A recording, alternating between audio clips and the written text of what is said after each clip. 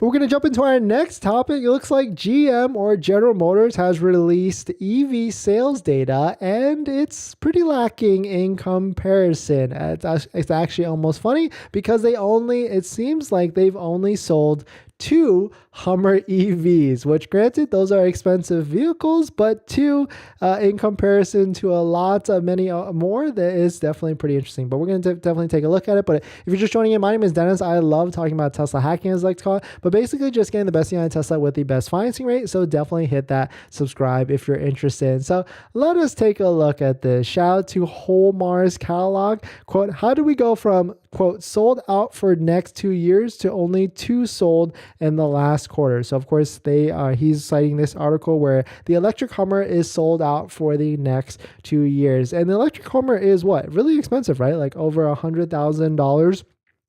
And I think it's almost like 9,000 or 8,000 pounds at the end of the day. I mean, we can see from this article, 90,000 reservations for the Hummer EV pickup and SUV. But then looking at the sales data or sales from Q1, shout out to Sorry Merit News. Today, GM revealed they sold 20,000 electric vehicles in Q1, over 20,670. Bolt EV was the majority of the vehicles. Lyric at 968, which not bad, starting to pick up a little bit of volume, right? I would say I saw the Cadillac Lyric EV in person, and it actually is a built out vehicle. It's got a lot of width or a very wide stance to it. It feels like an actual big luxury vehicle. But then going down to Hummer EV, only 2 sold in Q1. So of course there's probably more to unpack there, maybe recalls or production issues, because building a massive vehicle like that probably takes a lot of